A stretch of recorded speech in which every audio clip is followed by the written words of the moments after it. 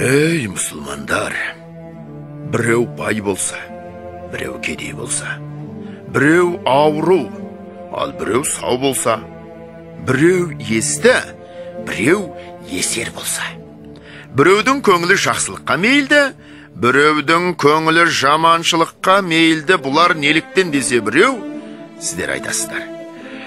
Құдай тағаланың жаратуынан бұйрығынша болған істейсіздер.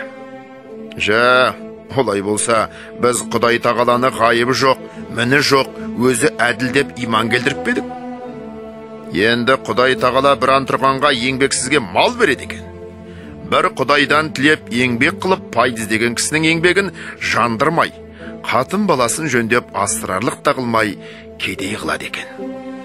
Ешкімге залалсыз бір момында ауру болып қор қылады екен. Кейбір ұры залымның денін сау қылады екен.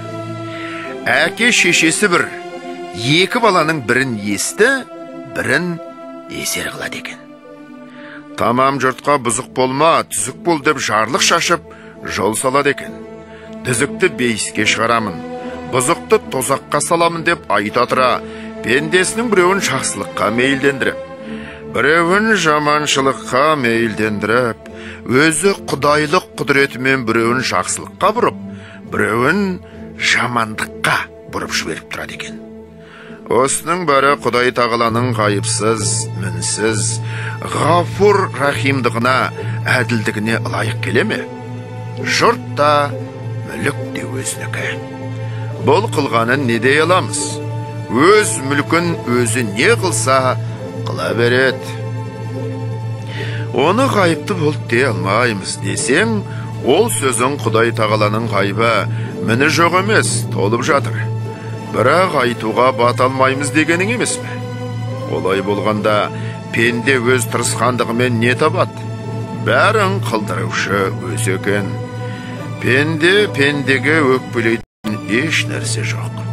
Кім жақсылық, кім жамандық қылса дағы, Құдайдан келген жарлықты қылып жүр екен дейміз бе? Әрбір ақылы бар кісіге иман парыз, әрбір иманы бар кісіге ғибадат парыз екен. Және де әрбір рас іс ақылдан қорықпаса керек. Енді біз ақылды еркіне жібермесек, Құдай тағаланың ақылы бар кісіге иман парыз дегені қайда қалады? Мені таныған ақыл менен таныр дегені қайда қалады?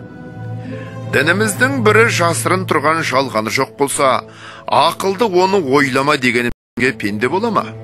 Ақыл тоқтамаған соң, діннің өзі неден болады?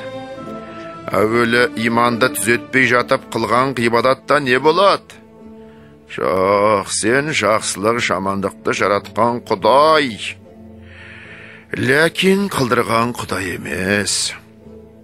Ауруды жаратқан Құдай, ауыртқан Құдай емес қой. Байлықта, кедейлікті жаратқан Құдай. Бай қылған, кедей қылған Құдай емес деп нанып, ұқсаң болар. Әйтпесе жоқ.